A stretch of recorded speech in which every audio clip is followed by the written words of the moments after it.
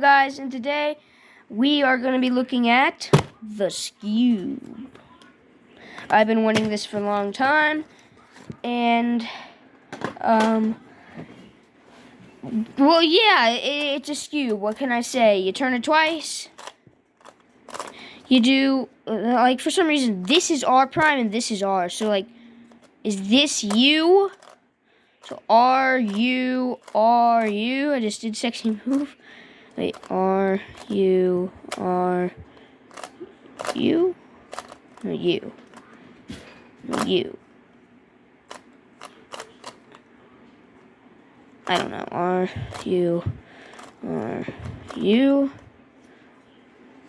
Ooh, yeah, that was J-Prim's out. Good swaps. These two and these two. No, that's not J-Prim's out. Whatever, I did it. I did watch a few tutorials, so I know, like, the basics, cube solutions of solving my white center right there, and then you hold it, like, this way, I guess. Just hold it this way for now. 1, 2, 1, 2, 1, 2, 1, 2, and it should have solved it. Okay, just do that again. And 1 down, up, up, yay, I solved it. But I don't know, like, really what I could do, so let me give it a little scramble here and see. Well, I guess I'll call this video tutorial skube unboxing or something. I'll figure out a good name. But the first thing you're going to do is find the white center, and notice that the color scheme is definitely going to be wrong because, like, white this, but then again, you can move centers, so, like, there. Bum, bum, bum. Cursed cube. But anyway, so what you're going to do first is find the white center. After you did that, you're going to find, like, a piece with white on it, right here, and you're going to just bring it up anywhere in the white side and any one move. If you move it up right here, it's not going to go right there. So if it's facing towards you, then you can just do that, so you don't have to do, like, like, so you don't actually have to do the left version of the sexy move on this cube, which I think is cool. So you can just bang and it's up there. Here's another one. You can bring that one up, and let's here's one. But you can see if we bring it up right there, that's not in the right place, and we're trying to get the first layer done. So what you can do is you can just turn this entire thing, and then you turn it up into the other side, and then turn that entire thing back down, and you'll have, and then look around, you'll have another piece ready to go. And if the same thing happens here, like you move it up, it's in the right place, but it's twisted, then just do the exact same thing, and at the end, bring that part that you just twisted back up, and it'll be it. Here's another case. I'm going to show you two cases. For this one, I would probably just move it out of the way, and then move it over like we did the last time. But if you can't do that, but if you didn't do that, and you didn't do that, and you did it the other way, and you're like, wait, how do I do this one? You never taught me that one. It's how, so, like, if you twist it like this, and then bring it up, it's not there, but if you twist it like this, and then bring it up, it's knocking out this edge. So, like, how do you do that? So you're, if it's going right here, you're actually going to bring it all the way to this side of the cube. And how do you do that? You're just going to completely rotate it, bring it up, and then completely rotate this all back. And, oh, well, now you can just take this one out and solve it like normal. But it's basically, if you do get one like this, you can just bring it right here, rotate the entire thing over here, and then do the exact same thing that you did last time. I messed up the last time I did that. But anyway, yeah, that's the first step. Now, the last step is this on the last layer. Don't worry about the centers. The centers don't matter right now. So there's either one of two cases. This is the first case you can get. It's where two are, they're all going to be solved all the time, but it's where two are right and two are twisted. So how do you fix this? So you're going to hold it like this so you can see one and you can face one. Here's where the one and only algorithm that you have to know to solve this cube. So it's this little thing right here, not like this, not like this, but this. You're going to move that down. So this corner, you're going to move up here. This corner, you're going to do the same thing. Then you're going to bring this one back and this one back. And then you're going to see you have none solved. And you're like, no, I broke progress. No, it's okay. Now you're just going to tilt it one time that way so that you have headlights and little cross eyes right here. And you're going to do that again. Down, down, up, up, and bam, you solve all of the corners. The next step is going to be to get the yellow center where it needs. And now you're just going to do that again. Down, down, up, up, with the yellow center facing backwards. And that was the setup moves. Now we're going to undo the setup moves by spinning it 180 degrees so you're facing the yellow center, and do that again. And when you do it, the yellow center is going to be up there with the corner still solved. Now you can either get a few ones. This is one of them. This is where you have 4. If you have this, then you're just going to do the same thing you did with the yellow center. Down, down, up, up. Oops.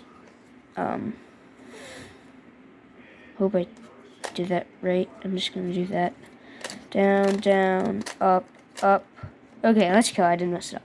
And now you're going to have this case where you only have one solved and none of the others are solved. Now all you're going to do is find, like, on a normal Rubik's Cube. One second. I'm going to go get my normal Rubik's Cube. I don't have it with me right now. 1 second. I'll be right back. Ouch. Okay, I got it.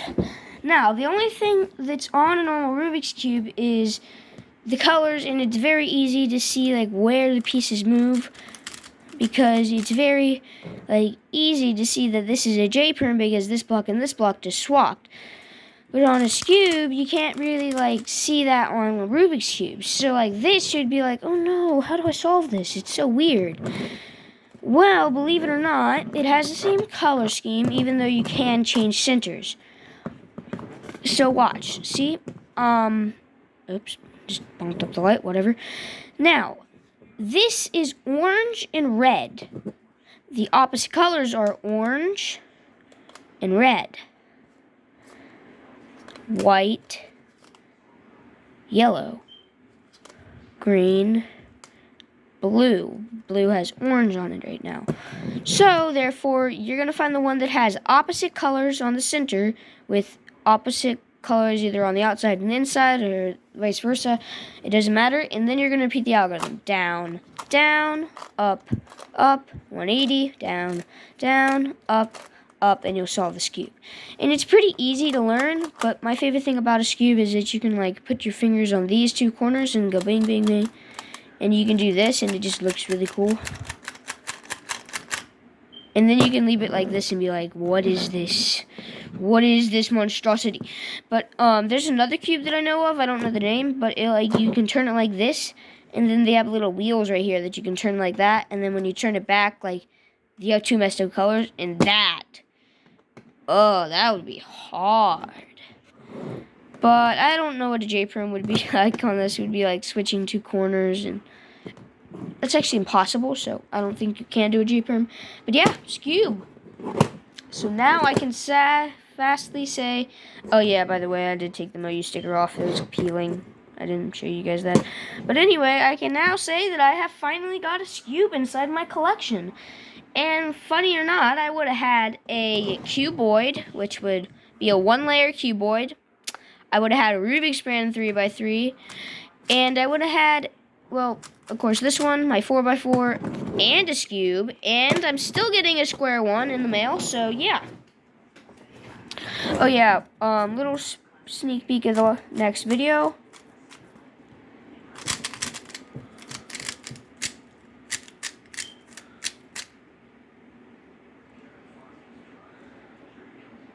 What did that just do? That's right, it just did a lefty version of a J-perm. So a little sneak peek for that. I'm going to be teaching you guys some faster ways or easier ways to remember how to do a J-perm. But yeah. You know what, let's do that right now. So, how I usually do it, yes, I'm sorry, Skube, but you're not cool no more. Anyway, how I usually do a Skube is, how I usually do a lefty J-perm would be just by doing it lefty. And it would swap, of course, these two in this block instead of this block, and this block. So, yeah. It's still pretty fast. I just not very fast at it, so I made it anyway. If you do M2, if you don't know what M is, it's just this middle slice. Make it white. And then you do U2, M2, and then do JPerm. Then do that again, and then do the M2, U2, M2 again. And you will have right a JPerm. So, yeah, I think it's just cool.